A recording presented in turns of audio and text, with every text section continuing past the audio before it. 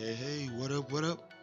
It's your boy Toby D, and you're now tuned into my Christian audio podcast, Faith Football Fans. Now I would like to talk about some things that popped out right at me in week 2 in my recap. The first thing I got to do is I got to give props to rookie linebacker De'Vondre Campbell. Man, this guy continues to show up. He had a pretty good week last preseason game, and he continued that week this week, especially on a play in an empty backfield set where he pops the ball out hanging right with running back Duke Johnson, and Deion Jones is there to get what could have been an interception. These guys are already, to me, learning how to play with each other. Now, with the exception of Deion Jones on the first play on the 1st and 10, when he whiffed on a tackle, and Isaiah Crowell got right by him, allowing his team to be in a favorable early down situation. Now, which is something that the defense continued to do. The first team defense, most of the time RG3 and that first team unit was out there, and that was kind of bothersome for me, because what they did was, by them allowing the team to get in more favorable early down situations, it kept them off balance where they could not dictate the game to Cleveland, and Cleveland took advantage of that.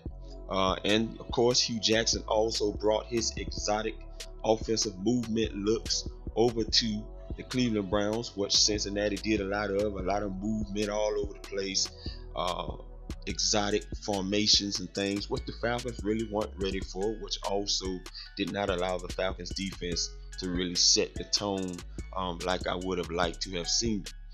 But what was the bright point was Adrain Clayborn continues to show that he can get to the quarterback.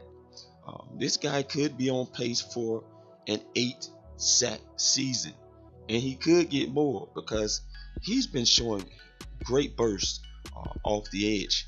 Now, of course, word is that he will be moving on the inside in nickel situations with Dwight Freeney, and we saw him and Dwight Freeney out there a little bit. We got a little sample size of Dwight Freeney being out there mainly on longer third down situations like 3rd and 15, 3rd and 17, or something like that. But next week, I project we will see him a lot more. And I'll be talking about the things that I saw with Miami facing the Dallas Cowboys as we get ready to prepare for them in week 3 preseason dress rehearsal. But the other thing that popped off to me, in an empty back set, of course, Keanu Neal allows a touchdown, but Keanu Neal was actually in great coverage. So let's don't get that twisted. Now, technique could be in a little question because I think he may have turned his head a little too soon to make a play on the ball. But however the case, he will have a chance to redeem himself because they're going to get some empty back set looks with the Miami Dolphins in next week's preseason 3 game, because Miami showed that in this game against the Dallas Cowboys. But I'm excited about some of the things that I've seen, and I'm not excited about some of the things that I've seen. Brook Reed does still look good. But I'm not going to share everything. Those are just some of the things that popped off. I'm going to let you share what you saw. Please subscribe, comment. This is Toby D, Faith Football Fans. Peace. I'm gone.